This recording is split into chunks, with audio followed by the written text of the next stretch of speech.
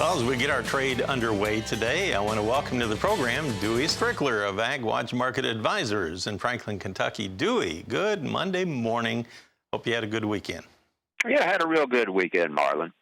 All righty, let's go ahead and open up our trade. There was a lot of anticipation about today's markets. For one thing, we had that big move in the Dow overnight, and we do have the supply and demand report coming up tomorrow at noon Eastern Time, 11 o'clock Central. The corn market just a little bit easier here this morning. We have December corn with these quotes provided by bar chart showing a price of $4.05.5, and that is down a penny and a quarter. That's the biggest decline of all the contracts. So in a way, it shows maybe a little bit of bearish trading going on, but I mean, it's not even a penny difference between that and the far out deferreds. On the soybeans, we had a sale announcement overnight of 123,000 tons to unknown destinations.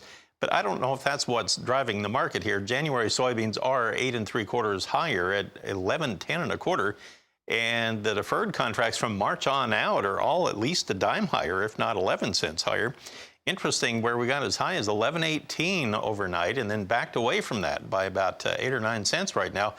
Dewey, I know you're a strong technician. How significant is that we made 4.5-year highs? And how significant is it that we maintain that level and not sell off from here? Well, I think when you look at, for instance, like the soybean market, we are in our last wave higher here in the market. We probably still got about 30 or 40 more cents left in it. Once we reach those levels, I start looking for some pretty significant profit taking. I think we got a little of optimism here going into the report tomorrow. I would think we'll probably see USDA raise their exports on soybeans here somewhat. There is some anticipation that we're going to be looking at China start buying large quantities of corn. Trade will be looking at the China import numbers here tomorrow to see if they're going to budge from that 7 million ton up to expectations of anywhere from 22 to 30 million tons. So we have the U.S. production numbers that'll come out tomorrow as well. And the early trade estimates, when you look at the soybean production, a lot of concern about what that number could be. I think the average trade guess comes out to 239 million tons. I just wondered what you thought it might be. Well, I kind of would go along with that. I could see, that exports will be raised here somewhat. That would probably see that ending stocks number drop down to that level. And I should say 239 million bushels, not tons. Right. Anyway, that's what the trade is anticipating. So it used to be, Dewey, I believe, anytime that we got underneath 400 million, I believe they used to say that usually would at least equate to $10 beans, wouldn't it? Well, that has been in the past, but here like last year, we had Brazil overtook us in production. True. And also in exports. So the game has changed a little bit. That is a great point. I'm glad you brought that up. Now let's move on to the wheat, and we'll look at Chicago wheat this morning. This is how we're opening. Currently on the wheat, we have December Chicago wheat down a little bit, down 3 1/4 at 5.98 3/4. That's showing the biggest loss of all the wheat contracts there.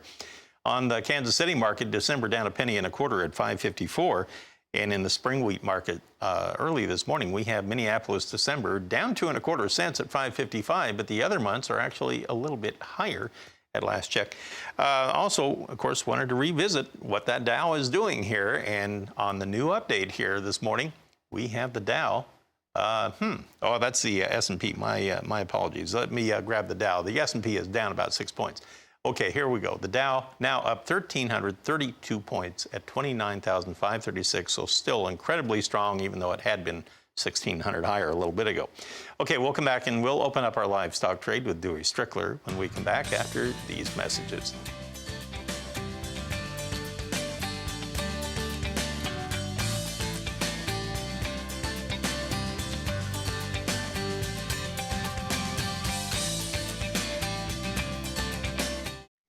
Let's check out what that crude oil market is doing right now as well. Remember, it was over $3 higher overnight, had a big surge.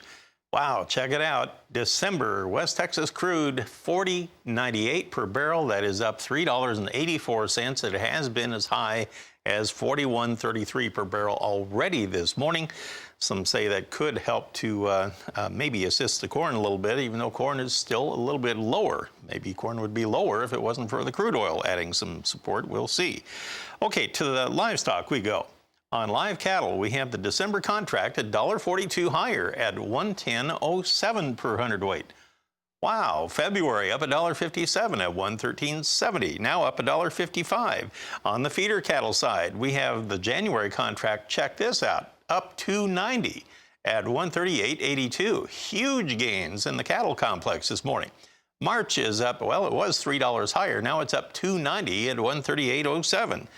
Can't wait to see what the lean hogs are doing. Here we go. We have the December contract at $1.37 higher at $66.27. February up $1.42 at $68.45. It looks like the livestock trade is worth its weight in gold here this morning, Dewey. How come? Well, mostly because of one thing here. Your stock market is up here rather sharply, and it's up because looks like Pfizer has got a vaccine here. Supposedly it's going to be 90% effective here with the coronavirus. Of course, that's just from preliminary tests. And we've got some expectations that would help get the economy opened up. If it does, it's going to help improve, the meats, restaurant business, and so forth. That's what it boils down to.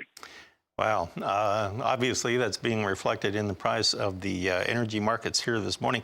With everything else going on, I wanted to check out the value of the dollar on the dollar index today, and it's just like everything is just making wild moves today, and the dollar is just asleep right now. It's like it's comatose. We have December futures just 75 points higher at 92.300. It's not doing anything. March basically flat.